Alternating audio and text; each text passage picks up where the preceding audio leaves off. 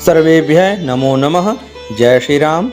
सज्जनों, आज हम पितृपक्ष में क्या करना चाहिए, क्या नहीं करना चाहिए, इस विषय की चर्चा कर रहे हैं। और यह आवश्यक भी है, क्योंकि हमारे समाज में इतनी भ्रांतियां फैल चुकी हैं। कुछ लोग कहते हैं कि अरे पितृपक्ष आ गया है, भगवान की पूजा नहीं होगी, ये नहीं होगा, वो नहीं होगा। बड़ी विसंगतियां हैं। इसलिए आप इस भ्रम से बाहर आएं और दूसरों को भी इस भ्रम से बाहर करने की कोशिश करें। यह पितृपक्ष अशुभ नहीं होता है। अपने पितरों को प्रसन्न करने के लिए ये सुअवसर होता है। जैसे नवरात्रि माता रानी को प्रसन्न करने का समय होता है और शक्ति अर्जन का समय होता है, उसी प्रकार से पितृपक्ष जो होता है, पितरों की आराधना उपासना का, उनको प्रसन्न करने का और उनकी कृपा प्राप्त करने का अवसर होता है।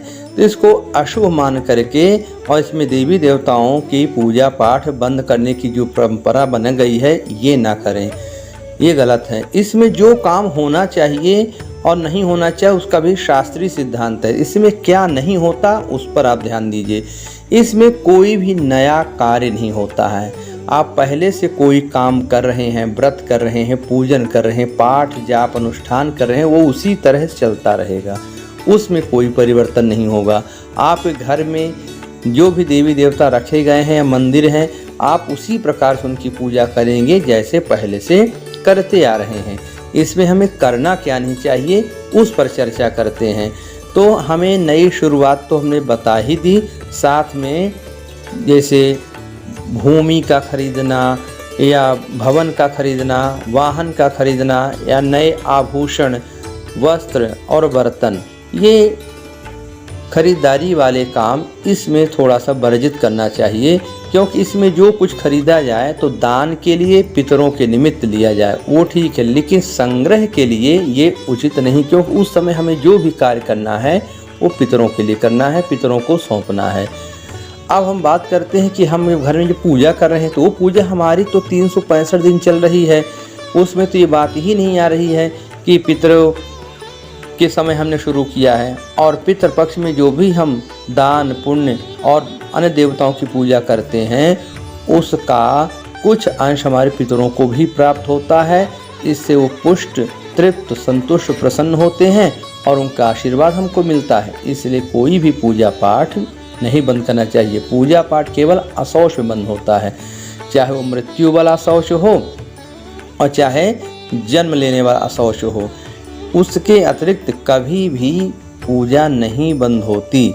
इस भ्रम से सभी लोग बाहर आएं।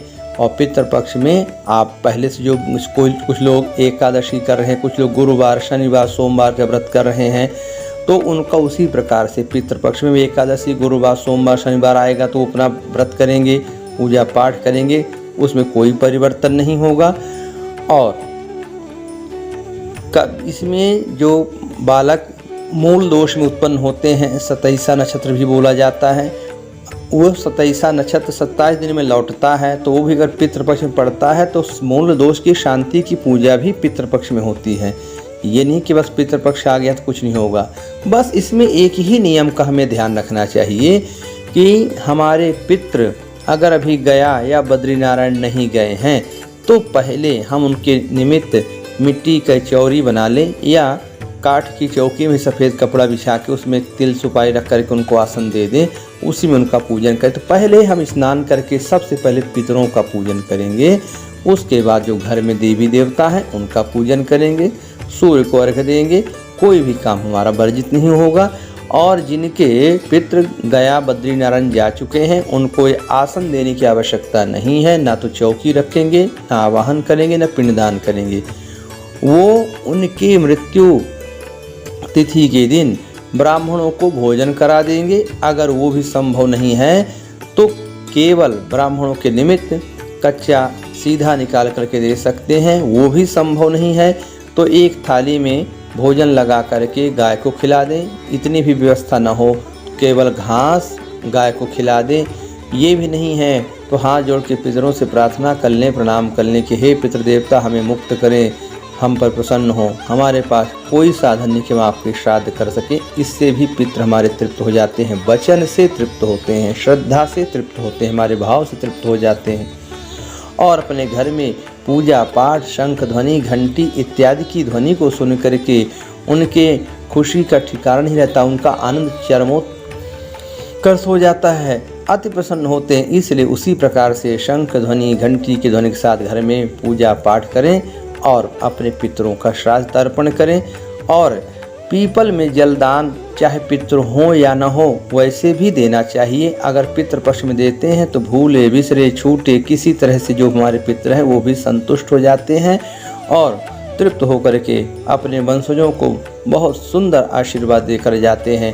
क्योंकि पितृपक्ष में भगवान धर्मराज उनको छोड़ते हैं कि आप अपने वंशजों के यहाँ जाएं, अपने घर जाएं और जो कुछ आपको प्राप्त हो उसको ग्रहण करें, संग्रह करें, वही वर्ष तक आपका चलता रहेगा। और इस कामना से उनको वहाँ से छोड़ा जाता हुआ आकर देखते हैं कि हमारे वंशज तो पूजा पाठ बंद कर दिए हैं और कोई अन्य सत्कर्म नहीं कर रहे हैं। वैसे भी हम सत्कर्म करने का हमारे पास अब समय का इतना अभाव हो गया है, पाखंड इतना ज़्यादा चढ़ चुका है, व्यस्ततम समय हो चुका है, तो जो भी कर रहे हैं उसे बंद ना करें। और दूसरों को यही सलाह दें कि पितृपक्ष कोई अशुभ पक्ष नहीं है, पितरों की प्रसन्नता का पक्ष है, उनकी कृपा पाने का पक्ष है। और उनकी कृपा और भगवान का पूजन साथ साथ करेंगे तो उसी प्रकार से लाभदायक होगा जिस प्रकार से दूध में हम हल्दी और शहद दोनों डाल दिए हैं तो दूध की ताकत बढ़ गई, उसका गुण बढ़ गया। उसी प्रकार से पितृपक्ष में हम भगवान का भी पूजन कर रहे हैं, पितरों का भी पूजन कर रहे हैं, तो यह पक्ष हमारे लिए अति शुभ और प्रसन्नता देने वाला, सुख समृद्धि को देने वाला हो जाएगा। तो आशा है कि यह बात आप लोगों को समझ में आ गई होगी और आप लोग अपने घर परिवार समाज रिश्तेदार सबको इस बात से अवगत कराएंगे कि हमें पितृपक्ष में भगवान की पूजा नहीं बंद करनी है, दोनों की एक साथ करनी है। जय श्री राम, धन्यवाद।